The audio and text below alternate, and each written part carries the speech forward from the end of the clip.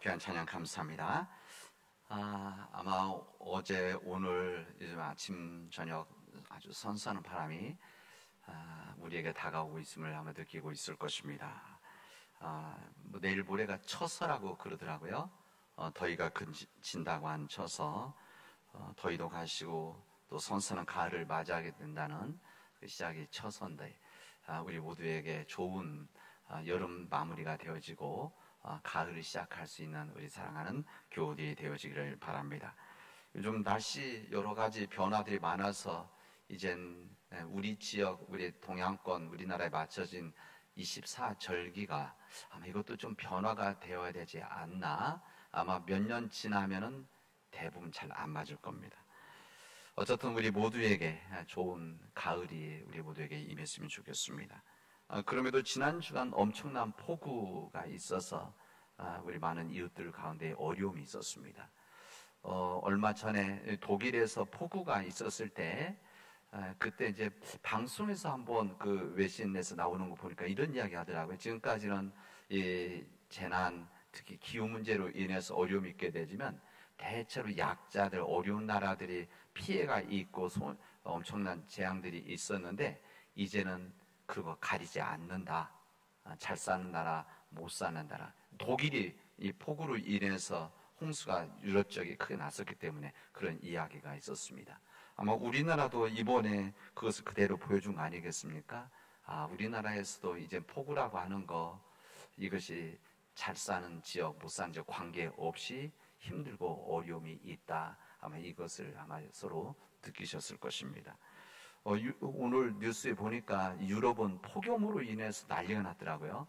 40도, 47도까지 가고, 그래서 굉장히 힘든 시간들을 보내고 있다. 강물이 말라서 힘든데 중국은 양쯔강이 지금 메말라가서 바닥 보인다고 하지 않습니까? 중국 어느 지역은 홍수가 나서 난리 나고, 이런 거 보면서 우리나라도 이런 일들이 많이 있겠다 앞으로. 그리고 이 기후 변화로 인해서 아까 예배 시작하기 전에도 얘기 같이 나눴었지만은 국지성 폭우가 우리 어느 누구에게도 다가올 수 있다고 하는 거 여러분들이 잘 생각하고, 이 모든 문제들이 이 기후 변화가 이것은 우리 인간의 교만과 탐욕으로 인한 이런 개발에 의해서 이루어진 자연의 결과들이기 때문에, 역습이기 때문에 이것은 하나님 앞에서 우리들이 잘 묵상하고 고민해야 되는, 그리고 결단해야 되는 이런 생각이 되어집니다. 여러분, 우리는 예수 믿는 자들입니다. 우리 예수를 믿는다고 하는 간판을 가지고 살아가는 사람들입니다. 그래서 예수님을 믿는다고 하는 이 영적인 간판 때문에 아마 우리 모두는 때로는 여러 모양의 행동의 제약을 받으면서 살아가고 있습니다. 세상 속에서 하는 믿지 않는 사람들 속에서 그것으로 인해서 함부로 살 수가 없죠. 내가 믿지 않는 사람이고 교회 다니지 않는 사람이야. 그러면 함부로 아주 부정적인 얘기는 아니고 내 뜻대로 살아가도 되는데, 예수를 믿고 있는 것 때문에, 교회 다니는 것 때문에 아마 여러분들은 사람들이 보는 눈 때문에 부담스러운 삶을 아마 여러분들은 살아가고 있으리라 생각이 되어집니다. 그러나 이런 부담감은 그냥 세상적인 부담감은 아닙니다. 세상적인 부담감이 아니라 이것은 거룩한 부담감이죠. 믿는 자의 삶을 살아가는 거룩한 부담감. 이 거룩한 이 부담감이 때로는 우리로 하여금 믿음을 지키게 하고, 우리 삶에서 양심을 지키게 하고, 윤리 지켜나가게 하는 불편하지만 그러나 필요한 힘이라고 할 수가 있습니다. 그렇다면 우리가 불편하지만 그렇게 살아가는 이유, 그 이유는 분명한 이유가 있습니다. 그리고 우리들 기독교인들이 평생 품고 살아가야 될 마음의 자리가 있습니다. 오늘 우리에게 주신 이 서신서의 이 야고보서의 말씀에는 최고의 법이라고 하는 부분을 이렇게 우리에게, 내 이웃을 내 몸과 같이 사랑하라고 하는 최고의 법을 우리가 주셨다. 그 안 살아가고 있는 우리들이다. 이렇게 야고보 사도는 우리에게 말씀하고 있습니다.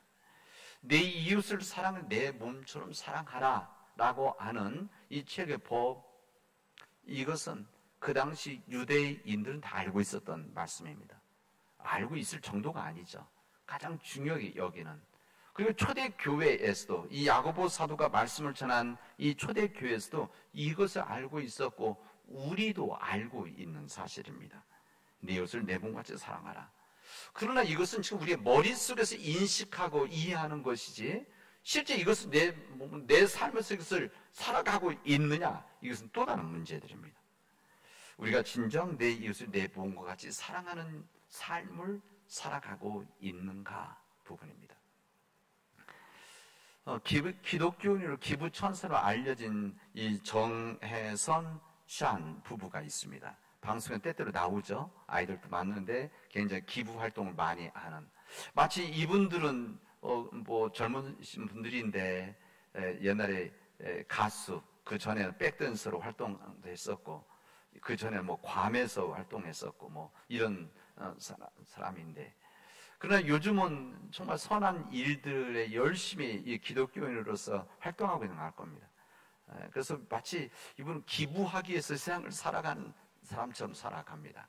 이분이 지금까지 기부한 것이 50억 원 정도 된다고 하더라고요. 이게 조금씩은 아니죠. 이렇게 했던 활동들. 어떤 때는 뭐 마라톤 해서 그 돈을 모아서 기금 만들고, 또 어떤 때는 이 심장질환 있는 아이들을 위해서 또 뭐 어떤 행사해서 기부하고, 이런 모든 것들을 아주 기쁨으로 감당하는 그런 사람입니다.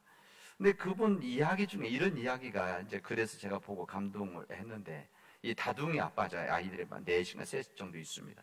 근데 이제 그 첫 번째 애가 태어나서 돌이 되어졌을 때 그 부인 정혜선 씨하고 그런 이야기를 했다고 그래요. 우리 아이를 위해서 의미 있는 돌잔치를 하자. 그렇게 했다는 겁니다. 그래서 돌잔치 여러 가지 고민하다가 이런 생각을 했대. 아, 우리 아이를 위해서 조금씩 모아놨던, 돌잔치 하려고 모아놨던 돈, 더 젊었을 때인가 모아놨던 돈과, 그리고 틈틈이 모아놨던 돈 2천만 원을 모아서 어린이 병원에 기부를 하자, 이렇게 했다는 겁니다. 그래서 그때 그 돈 모은 돈 갖고 2천만 원을 기부를 했대요. 어린이 병원에다가. 그래서 이 기부한 돈으로 2명의 선천성 심장질환 어린이를 수술 받게 해주고, 귀에 문제가 있었던 아이를 수술 3명을 하게 해 주었다. 그 이야기 했었습니다. 그때 이제 사람들이 그런 이야기를 했다는 거예요. 아, 돌잔치 했냐고. 아, 우리 했다고. 그랬다는 겁니다. 아, 그럼 돌잔치에서 무엇을 잡았느냐? 이 돌잡이 하는 거 있지 않습니까? 뭐 연필도 있고, 요즘 책도 있고, 요즘은 뭐 골프공도 있고, 뭐 여러 가지 전화기도 놓고, 돈도 놓고 그런데, 뭘 잡았느냐?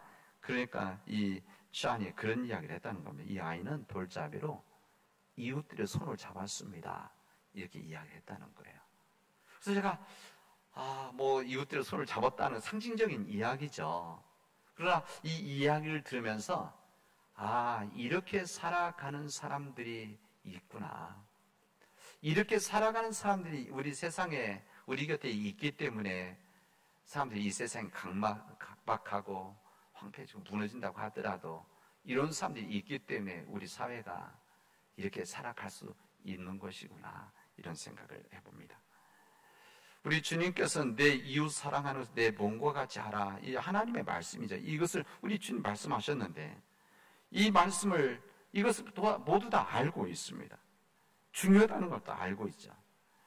그러나 이것을 머리에서 알고 있는 것, 머리에서 받아들이고 있는 것, 그리고 이 사실 자체를 알고 있는 것과 이렇게 살아가는 차이들이 많이 있습니다.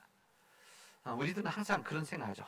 내가 바쁜데, 내가 힘든데, 내가 하는 일만도 너무너무 바쁘고 지쳐있는데 무슨 이웃들, 이런 생각을 보통은 하고 살아가죠. 이것도 배부른 이야기지. 그러나 이런 삶을 살아가는 사람들은 이것이 우선순위가 바뀌어 있는 사람들입니다. 바뀌어 있기 때문에 오히려 더 역동적인 삶을 살고, 삶의 목적이 있기 때문에 오히려 그 일 때문에 더욱더 열심히 일하고, 이것 때문에 더 열심히 헌신하는 일을 살아가는 사람들이 바로 그런 사람들이 아닌가 생각되어집니다. 오늘 우리들이 읽은 하나님께서 우리에게 주신 이 야고보서의 이 말씀은 우리 교단이 다 오늘 이 말씀을 읽는데 이 야고보서에 있는 말씀은 진정 내 이웃을 내 몸같이 사랑하는 것이 무엇이냐 구체적인 이야기를 우리에게 해주십니다. 내 이웃을 내 몸같이 사랑하라. 이것은 머리에서 알고 있는 거 아닙니까? 지식으로 알고 있는 거 아닙니까? 인식한 부분이죠. 그 다음에는 우리가 어떻게 살아가면 내 이웃을 내 몸같이 사랑하느냐 이 부분입니다. 오늘 제가 결론부터 말씀드린다고 한다면 야고보서에서는 그냥 선명하게 이렇게 이야기를 합니다. 내 이웃을 내 몸같이 사랑하는 것은 무엇인가? 사람들을 차별하지 않는 것이다. 이렇게 말씀합니다. 사람을 차별하지 않는 것이다. 차별하지 않는 것이 내 이웃을 내 몸과 같이 사랑하는 것이다. 이렇게 말씀하십니다. 야고보서의 편지를 읽으면 이게 편지지 않습니까? 서신서죠. 서신서. 이 편지라고 하는 것은 어떤 상황이 있을 때 쓰는 것이 편지 아닙니까? 그래서 이 야고보서가 오늘 받은 이 교회의 초대 교회죠. 이 교회에 대해서 이렇게 써서 오늘 보낸답니다. 그 안에 문제가 있었습니다. 무슨 문제가 있었는가 하면 사람들과의 관계에 대한 문제가 있었습니다. 이들이 예루살렘에서 주님을 처음 만나고 부활에 대한 예수님을 만나고 그런 성령이 임하는 사건이 있은 다음에 주님의 말씀이 전해지면 그것을 3,000명이 회개하고 세례를 받는 그 놀라운 역사가 있었습니다. 그때 그들이 그때 함께 모여서 예산을 내놓고 함께 모여서 음식을 나누며 주님의 말씀을 듣고 나누었다, 기도했다 그랬습니다. 근데 그 시간 좀 지나면서 약간 문제들이 생겼어요. 음식을 나누는 과정에서 어떤 사람들, 어느 한 소수는 아니면 어떤 사람들이 음식 먹는데 자꾸 제대로 대접을 못 받는 겁니다. 소외되어지고. 근데 대체 어떤 사람들이냐? 해외에서 온 사람들이었습니다. 이스라엘이 망했을 때 이스라엘 민족들이 흩어졌습니다. 이게 디아스포라라고 그러죠. 흩어진 유대인들 가운데서 다시 유대 땅으로 예루살렘으로 들어오기도 하고 때로는 이 사람들이 방문하기도 해서 이곳에 예루살렘에 왔다가 우리말로 교회를 가게 되어진 겁니다. 이곳에서 하나님의 말씀을 듣고 예수의 복음을 듣고 감격과 기쁨과 성령의 역사 가운데 이런 삶 나누는 건데 음식까지 나누는데 차별을 받는 겁니다. 그러니까 우리말로 하면 예루살렘에 지금 살고 있는 사람들은 음식을 먼저 먹고 잘 먹는데 그렇지 못한 사람들은 주눅이 들어서 뒤에 서고 옆으로 서고 때로는 먹지도 못하고 늦게 이런 일들이 있게 되어집니다. 이것도 갈등 아닙니까? 이것이 내부의 갈등이 됐어요. 그래서 이 사도들이 모여서 기도하면서 정한 것이 뭐였는가 하면 이 일을 잘할 수 있는 7 집사를 뽑아서 이 일을 감당하게 하자. 지금 장로님들입니다. 사도들은 목회자라고 한다면 그냥 뽑자. 그래서 7 집사를 뽑아서 그 일을 감당하게 했습니다. 너무 잘했습니다. 그래서 그런 갈등이 없었어요. 근데 이 7 집사들이 어떤 사람들이냐 이름을 보면 아는데 이름들이 다 헬라식 이름입니다. 그러니까 이 이름만 보면 이 사람들이 예루살렘이나 유대 땅에 살던 사람들이 아니라 다른 지역, 다른 나라에서 살던 사람들이구나를 바로 알게 되어집니다. 바로 이렇게 지혜롭게 했던 것이죠. 오히려 그들이 지도자가 되어지니까 오히려 그런 시각을 가지고 마음을 갖고 오히려 나누게 되어지니까 갈등이 없었던 겁니다. 이런 문제들이 있었는데 지금 오늘 야고보서의 말씀 그 이후에 어떤 문제가 생겼는가 하면은 오늘 본문에 보면 가난한 자들과 부한 자들의 문제가 생겼습니다. 그럴 수 있죠. 우리 인간 삶이 모든 사람들이 경제적으로 똑같지 않으니까 경제적으로 부한 사람이 있고 어려운 사람들이 있는 겁니다. 그래서 근데 무슨 문제가 있었는가 하면 이 부자들, 여기 성경 표현되는 이 부자들 또 옷을 잘 입은 사람들이 오면 사람들이 막 환대해주고 때로는 그렇지 못한 사람들이 오면 이 사람들에 대해서는 약간 소홀히 홀대하는 일들이 이 안에 있었던 겁니다. 이런 모습들에 대해서 이런 갈등이죠. 갈등에 대해서 야고보 사도는 오늘 말씀을 하시는 겁니다. 우리들이 주님께서 주신 말씀 가운데 우리가 예수 그리스도 고백하는 우리 예수님이 하신 가장 귀한 말씀이 내 이웃을 내 이웃과 내 몸과 같이 사랑하라고 하신 이 말씀이 있는데 우리가 그렇게 하면 되겠느냐? 그리고 선명하게 이야기합니다. 차별하지 말아라. 우리가 예수 그리스도의 믿음을 가진 교회 공동체에서 사람 차별하면 안 된다, 이 말씀을 하시고 있습니다. 신앙적 경고라는 거죠. 그런데 이 차별이라고 하는 것을 이제 그냥 단순히 그냥 교회적인 삶에서 뿐만이 아니라, 이 차별이라는 것은 단순히 자신의 생각이 아니라 악한 일이다, 이렇게 말하고, 뿐만 아니라 사람 차별하는 것은 죄의 법인 하나님의 말씀을 지키지 않는 죄다, 이렇게 합니다. 그래서 사람을 차별하지 말아야 된다, 이렇게 말씀하십니다. 우리는 이 말씀에서 들여다볼 내용이 뭔가 하면 1절, 이 얘기를 먼저 합니다. 예수 그리스도에 대한 믿음을 가진 교회, 공동체, 이렇게 이야기하는 겁니다. 예수 그리스도에 대한 믿음을 가진. 근데 예수 그리스도에 대한 믿음에 대한 부분이 무엇이겠습니까? 그게 바로 예수 그리스도의 마음이죠. 예수의 정신입니다. 이것이 모아져서 예수의 믿음입니다. 이것을 오늘 복음서의 말씀은 우리에게 설명해 주시고 있습니다. 어느 안식일날, 이 안식일날 예수님께서는 한 바리새인 지도자의 집에 초청을 받아서 그 집에 가게 됩니다. 거기는 율법 교사들이 있었고 바리새인 집이니까, 거기다 지도자라고 하니까 또 그런 바리새인들이 함께 모여 있었겠죠. 이제 여기에 모여 있는데, 이 사람들은 어떤 사람들이냐? 지금 예수님을 초청해서 집으로 식사로 왔는데, 이 사람들은 예수님의 처신에 대해서 일거수일투족을 지켜보고 있는 사람들입니다. 예수님이 무슨 실수를 할까? 예수님이 어떤 잘못된 말을 할까? 어떤 예수님께서 하나님에 더 불경스러운 말을 할까? 이것을 뚫어지게 바라보고 지켜보고 있는 사람들입니다. 이것을 예수님은 이미 알고 계셨습니다. 그럼에도 불구하고 예수님은 그 집에 초대를 받고 가신 것이죠. 근데 거기에 수종병이 걸려 있는 한 사람이 있었습니다. 자료를 찾아보니까 이게 그 당시 때 아주 심각한 병이고 생명을 잃을 수 있는 병이라고 그렇게 되어져 있었습니다. 이 수종병에 걸려 있는 사람이 있었습니다. 이 바리새인들은 알고 있었죠.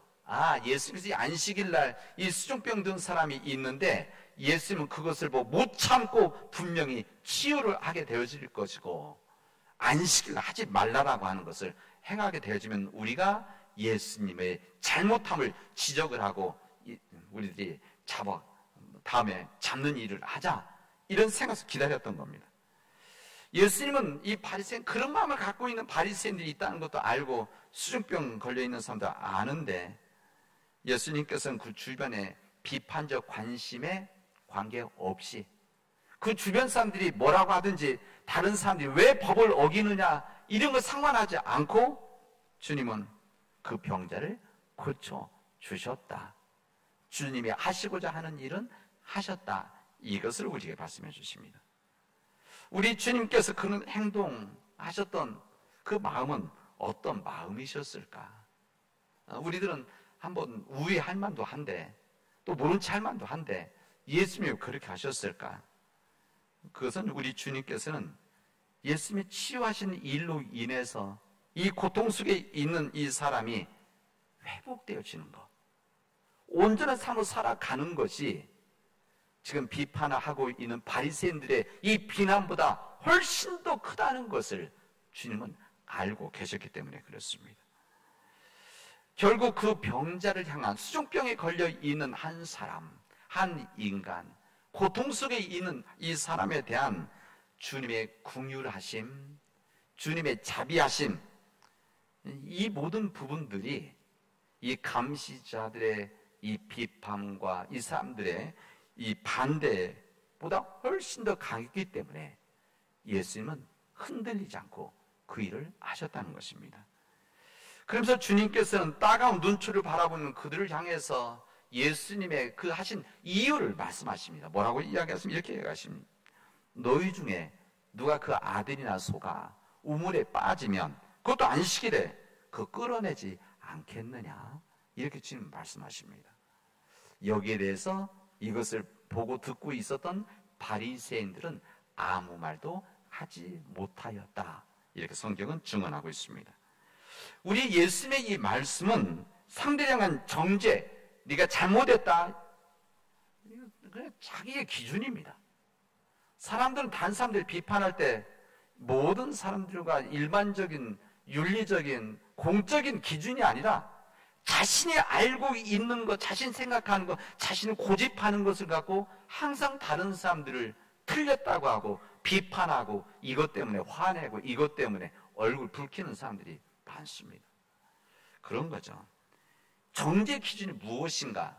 이것은 자기를 향한 것, 남을 향한 이 차이가 있다는 것입니다. 남이 잘못하는 것에는 동정심이나 안타까움, 긍휼히 여기심 전혀 없게 되어지는 일들입니다. 객관적인 입장에서 말하듯이 상대방의 그런 과오로 보이는 것은 아주 냉혹한 비판을 하고 냉혹한 심판을 하는 정죄하는 일이 있게 되어집니다. 그런데 그 일이 자기 일이 되어지면은 입장이 달라집니다. 성경 보면 안식일이라고 하더라도 만약 자기의 아들, 자기의 소가 우물에 빠지면은 이거 안타까움과 위기 속에서 건지려고 하지 않겠느냐. 안식일을 뭐 하지 말라고 하는 것, 이것을 어겨서라도 자기 아들을 구하려고 하고 소를 구하려고 하지 않겠느냐. 이것이 바로 주님의 말씀입니다. 바리새인들이 여기다 아무 대답을 하지 못했습니다. 왜냐하면 자신들의 문제를 그대로 드러내셨기 때문에 그렇습니다. 그들이 율법을 지키는 자였다고 한다면, 온전히 지키는 자였다고 한다면 남의 것 관계없이 자기의 소유물이나 생명이 문제가 있을 때 똑같이 해야 되는데 인간이 그렇게 되어집니까? 그렇지 못하다는 것이죠. 그렇지 못하다는 겁니다. 그래도 율법교사나 바리새인들은 그런 거 생각하지 않고 다른 사람들, 상대방의 문제점, 약점들만 냉혹하게 비판하고 정죄를 했던 것입니다. 그리고 그 사람들이 자신들에게는 자신들의 문제에 있어서는 한없이 자비롭고 타인은 냉정한 모습이 하나님의 엄청난 심판을 받았다고 하는 것을 우리에게 알려줍니다. 우리 아까 내가 폭우 얘기했는데 이 자연의 변화 속 폭우, 이 문제 다른 문제 나오면은 이런데 뭐 전혀 위험이 없고 이런데 아픔이 없었던 사람들이라고 한다면 다른 사람들이 이런 문제 겪으면은 인식을 잘 못합니다. 만약에 그 문제가 내 문제가 되어지고 내 집이 그런 피해를 본다고 한다면 목숨 내놓고 이 문제들에 싸울 것이고 아마 이 문제의 원인들을 찾게 되어질 것입니다. 그런데 이것이 내 문제가 아니면 그냥 모른 체 하는 겁니다. 모른 체 하고 외면해 버리는 것이죠. 주님께서 하신 말씀은 그 부분입니다. 이웃 사랑한다는 것, 우리들이 내 이웃, 내 모습을 사랑하라고 하는 것은 너무 쉽게 이야기하는데 그 기준이 무엇이냐? 그 이웃 사랑을 하든지 이웃의 심판하든지 관계없이 다 자기 자신을 대하는 수준에서 나오는 것이어야 된다. 이것이 오늘 주님의 말씀입니다. 내가 나를 보살피듯이 이웃들에게 그렇게 하라는 겁니다. 내 가족을 대하듯이 남의 가족을 그렇게 대하라는 것입니다. 내 몸을 소중히 여기듯이 남의 몸이나 인격도 소중히 여겨야 된다. 내 권리가 소중히 챙기듯이 남의 권리들도 보장해 주어야 된다. 내가 약해서 쉽게 넘어지기도 하고 내가 때로는 실수도 하고 범죄할 수 있다는 것을 알기 때문에 다른 사람들의 약함과 다른 사람들의 과오, 이 모든 것에서 너그러움과 또한 자비와 긍휼의 마음을 갖고 대해야 되는 것이다. 이것이 바로 주님께서 말씀하시는 내 이웃을 내 몸과 같이 사랑하는 것이다. 이것을 말씀하시는 겁니다. 바로 이 삶의 길과 방향을 알려주신 분이 바로 우리 예수님 아니십니까? 예수님은 그렇게 사셨죠. 이 기준을 따라 행하면 예수를 진정으로 믿는 사람이 되어지지만 우리가 이 기준을 무시하면 내 이웃을 내 몸같이 사랑하라고 하는 이 기준에서 나에게 하듯이 하지 않는 이 모든 일들을 그렇게 하게 되어지면 우리는 제2의 바리새인들이 되어지는 것이다. 우리에게 말씀해 주시고 있습니다. 내 이웃을 내 몸과 같이 사랑하라고 하는 말씀은 우리 개인과 개인이기도 하지만 가족과 가족 간의 관계에 똑같습니다. 이 부분은 교회와 교회와의 관계에 똑같습니다. 교회와 지역에 있는 이웃들과의 관계도 똑같습니다. 그냥 우리만 괜찮은 것이 아니라 이웃들이, 사회가, 민족이 힘들고 아프고 고통스러우면, 그게 내 아픈 고통이 되어지면 나의 마음이 통하게 되어지는데, 그렇지 못하다고 한다면 냉혹하게 비판하고 냉혹하게 심판을 정죄한다는 것입니다. 사랑하는 우리 믿음의 교우 여러분, 내 이웃을 내 몸과 같이 사랑하라고 하는 이 일들이 여러분 쉬운 것은 아닙니다. 이 주님의 말씀은 내 머리에서 듣고 인식하고 받아들이지만, 내 머리에서 듣고 받아들인 것이 30cm 아래에 있는 내 가슴으로 받아들이는 것은 쉽지 않습니다. 더욱이 내 가슴에 있는 이 마음을 내 손과 발로 움직인다는 것은 더욱더 쉽지 않습니다. 여러분, 이 일을 가능하게 하는 것이 무엇일까? 이것은 주님의 긍휼하심과 자비하심입니다. 주님의 긍휼하심과 자비하심이 우리 안에 채워져 있어야만 내 이웃을 내 몸과 같이 사랑하는 일들이 우리 안에서 이루어지게 되어지는 겁니다. 내 안에 주님이 가지고 계신 긍휼함과 자비하심, 사람들의 부족함과 나약함과 죄를, 이것을 모든 것을 받아줄 수 있는 긍휼하심의 자비가 내 안에 있을 때만 다른 사람들을 내 몸과 같이 내 기준에서 하는 것이 아니라 단순 기준에서 받아줄 수 있다는 것입니다. 여러분, 이제 주님의 긍휼하심과 자비하심을 주님께 간구할 수 있길 바랍니다. 여러분, 주님의 자비하심과 긍휼하심에 대한 믿음과 그 마음이 우리 안에서 채워져 있지 않으면, 여러분 가만히 있으면 채워지는 것이 아닙니다.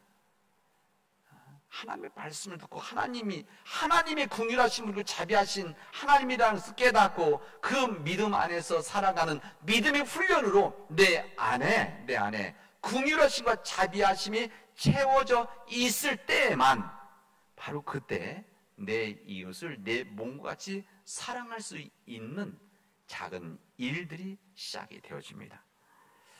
여러분, 우리 예수님께서 주변에 살기가 쏟아지는 분의 눈길에도 전혀 개의치 않고 이 수병 환자를 고칠 수 있었던 것은 바로 주님께서 주님의 자비하심과 긍휼하심이 이 안에 가지고 있었기 때문에 그렇습니다. 우리 사랑 믿음의 교우 여러분, 이제 주님께서 우리 허락해 주신 자비하심과 긍휼하심, 이것을 잘 간직하고 내 안에 만들어서 내 이웃을 내 몸과 같이 사랑하는 그 삶을 살아가십시오.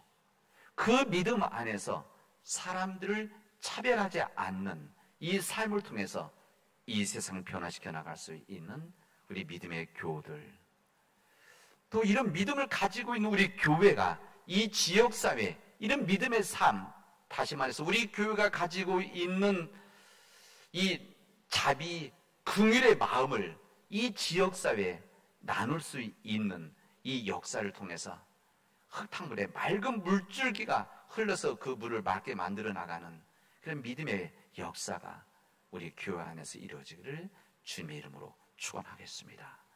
기도합시다. 은혜가 풍성하신 하나님 감사합니다. 하나님께서 역사하여 주셔서 내 이웃을 내 몸같이 사랑하는 믿음의 역사를 우리가 감당하게 하여 주시옵소서.